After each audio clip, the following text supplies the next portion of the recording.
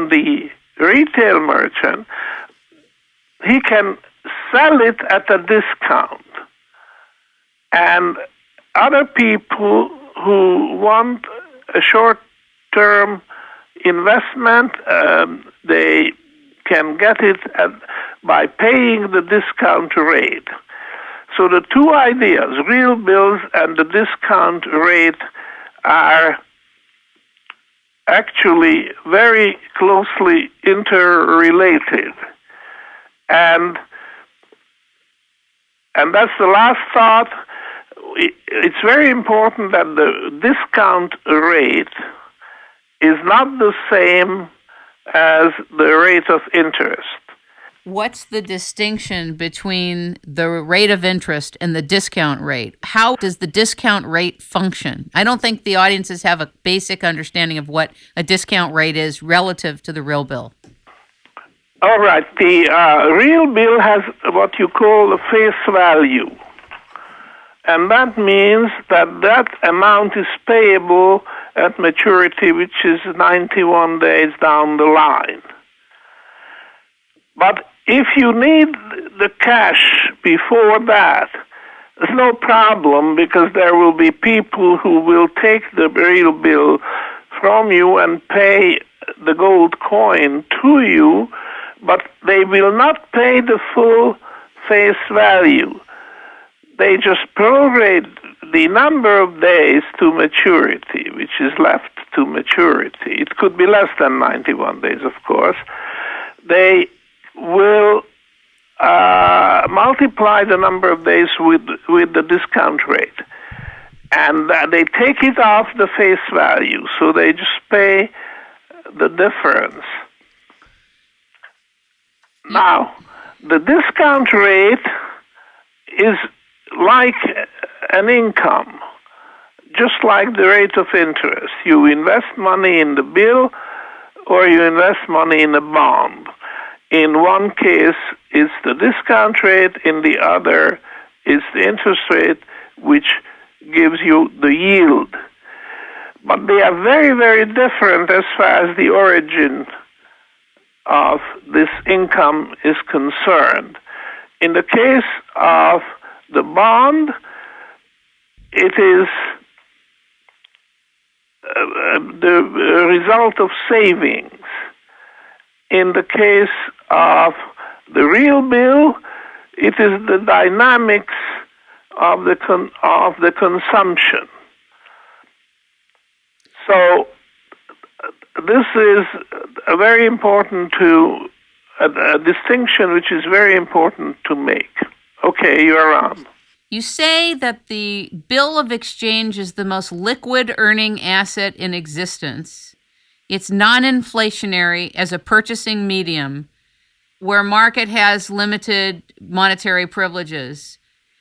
You say that the spontaneous circulation of real bills is a miraculous process, and it's a system of clearing that makes good, on demand, more production to consumers without outside financing.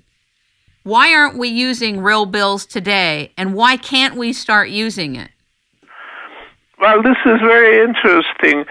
The real bills were suspended way back in 1914 on the day World War I started. The real bills assume peace, and we are talking about international trade now, because these real bills circulate internationally. So when the shooting started, the real bills went off and were silent. Who canceled them? Who gave the order to cancel them?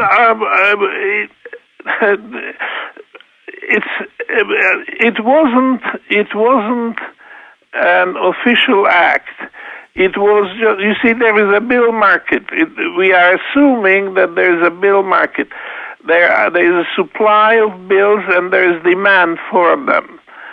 But it assumes gold payments at the end. And when the war starts, then gold goes into hiding. so there was no way to make these gold payments at the end, at maturity. So it just died a natural death.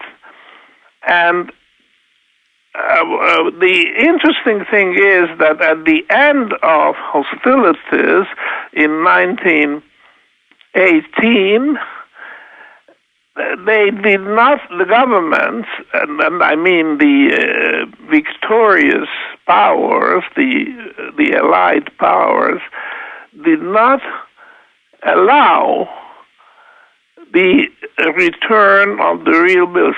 They did introduce, or they did try to reintroduce the gold standard, but without the real bills. And this was a foolish decision because it didn't work. The gold standard assumes, if it's going to be healthy and functional, it assumes a real bill circulation. So after 1918, there were all kinds of crises with the gold standard and money and financing world trade. Oh, why was it that the victorious powers didn't allow gold bills, real bills, to return into circulation? They didn't because this was a way, they thought, was to punish the central powers, meaning Germany and Austria and Hungary and the rest of them, their adversaries in World War I. They signed the peace and they took their cut of pound of flesh in the form of reparations, very heavy reparations, but that was not enough. The losing governments had to be punished more. They were not. This is what the victorious powers thought. That they punish their former enemies, adversaries, with denying the real bill. And they just wanted to finance the flow of international trade through bilateral means rather than multilateral financing, which is what the real bill is. So this backfired because they hurt the Germans, they hurt the Austrians, they hurt the Hungarians, but they also shot themselves in the foot because the world trade did not return to the same level as it was in 1913, the last full peace year before World War I, until sometime late in 1970.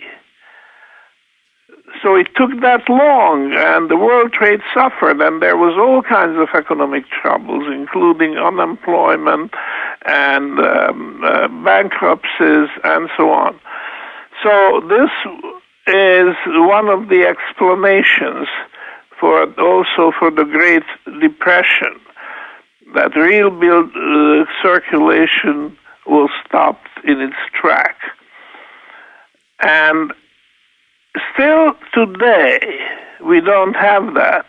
But of course, you have to have gold standard. The whole idea doesn't work unless you have circulating gold coins. Because it doesn't make sense to say that merchandise moving apace to the consumer is going to mature into paper money. This doesn't make sense. If it's a real bill, it has to mature into a gold coin at the end of its at maturity. If this is not there, then the whole idea is that And